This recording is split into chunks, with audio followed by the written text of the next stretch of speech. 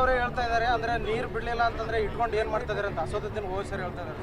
ಆ ಓವೈಸಿಗಿಂತ ಖತರ್ನಾಕಿ ಹಿಂದೂಗಳು ಅದಾರಲ್ಲ, ಓವೈಸಿ ಬಿಡ್ರಿ ನಾವು ಸೊಳ್ಳೆ ಅವು ಏಜೆಂಟ್ ಅದಾರ ಅವ್ರು ಸಾಬ್ರು, ನಾವು ಅದ್ರಾಗೆ ಹುಟ್ಟೆ ನಾವು ಅದೇ ಹೇಳ್ತಾನೆ.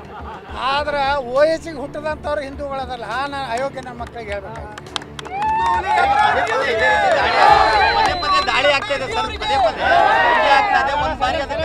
ಬುದ್ಧಿ ಕಲಿಸಬೇಕು ಪಾಕಿಸ್ತಾನ. ನೋಡ್ರಿ, ಪ್ರಧಾನಮಂತ್ರಿ ನರೇಂದ್ರ ಮೋದಿ ಅವರು ನನಗೆ ವಿಶ್ವಾಸ ಇದೆ ಪಾಕಿಸ್ತಾನಕ್ಕೆ ಈ ಸಲ ಹಿಂಗೆ ಬುದ್ಧಿ ಕಲಿಸ್ತಾರೆ. ಇನ್ನೆಂದು ಭಾರತದ ಕಡೆ ತಿರುಗಿ ನೋಡ್ಲಾರ್ದಂಗೆ ಬುದ್ಧಿ ಕಲಿಸೋ ಒಂದು ತಾಳ್ಮೆಗೆ ಒಂದು ಮಿತಿ ಇದೆ ನೋಡಿ.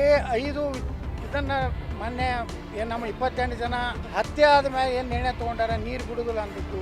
ಸಿಂಧು ಏನು ನಮ್ಮದು ನದಿ ಇದೆ, ಆ ನದಿಯನ್ನು ಭಾರತದಲ್ಲಿ ವಾಪಸ್ ತರುವಂಥದ್ದು ಸಾಮಾನ್ಯ ನಿರ್ಣಯಗಳೆಲ್ಲ 5 ನಿರ್ಣಯಗಳು. ಯಾವ ಪ್ರಧಾನಮಂತ್ರಿನೂ ತೊಗೋತಿದ್ದಿಲ್ಲ. ಇವತ್ತು ಈ ಪ್ರಧಾನಮಂತ್ರಿ ತೊಗೊಂಡಾರಂದ್ರೆ ನಾವು ಈ ದೇಶದ ಹಿಂದೂಗಳು ಒಂದಾಗಿರಬೇಕು.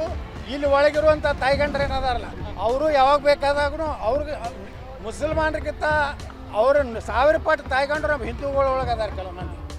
ಆ ತಾಯಿಗಂಡ್ರು ಮೊದಲು ರಕ್ಷಣೆ ಮಾಡಬೇಕಾಗಿತ್ತು.